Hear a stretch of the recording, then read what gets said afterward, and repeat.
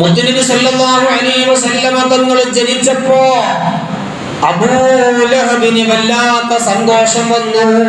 പ്രവാചകരായി മുത്തുനബി ജനിച്ചു എന്ന നിലക്കല്ല അബൂലഹബ് സന്തോഷിച്ചത്, മറിച്ച് തന്റെ സഹോദരൻ അബ്ദുല്ലാഹ്ക്ക് ഒരു കുഞ്ഞ് ജനിച്ചല്ലോ എന്ന നിലക്കാണ്.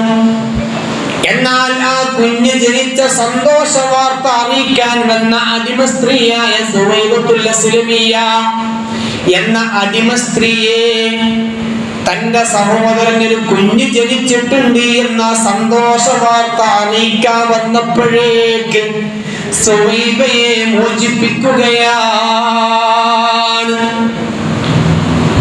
ഇതിന്റെ പേരിൽ അബൂലഹബിന് സന്തോഷം ലഭിച്ചു. പിന്നീട് അബ്ബാസ് റളിയല്ലാഹു അൻഹു അബൂലഹബിനെ സ്വപ്നം കാണുകയാണ്. അബൂലഹബിനോട് വിവരങ്ങളൊക്കെ അന്വേഷിച്ചു. ആ സമയത്ത് അബൂലഹബ് പറയാണ്, ലം അൽഖ ബഅദകും ഗൈറ അന്നി സുഖീതു ഫീ ഹദിഹി. ഞാൻ നിങ്ങളെയും വിട്ട് പിരിഞ്ഞതിന് ശേഷം ഒരു നല്ലതിനെയും ഞാൻ കണ്ടുമുട്ടിയിട്ടില്ല. അബ്ദുല്ലാഹ് മുഹമ്മദ് എന്ന കുഞ്ഞ് ജനിച്ചപ്പോ ആ വിവരം പറഞ്ഞു വന്ന എന്റെ അടിമ സ്ത്രീയായ സുവൈബയെ ഞാൻ മോചിപ്പിച്ചല്ലോ. ആ കുഞ്ഞ് ജനിച്ചു എന്ന സന്തോഷത്തിന്റെ പേരിലാണ് ഞാൻ സുവൈബയെ മോചിപ്പിച്ചത്. അത് കാരണത്താൽ എന്റെ അബ്ദുല്ലാഹ് മുഹമ്മദ് എന്ന കുഞ്ഞ് ജനിച്ചു എന്ന് അറിഞ്ഞ സന്തോഷത്തിനാൽ എല്ലാ തിങ്കളാഴ്ച ദിവസവും എന്റെ വിരൽ തുമ്പിൽ നിന്ന് എനിക്ക് ശുദ്ധജലം കുടിപ്പിക്കപ്പെടുന്നുണ്ട്.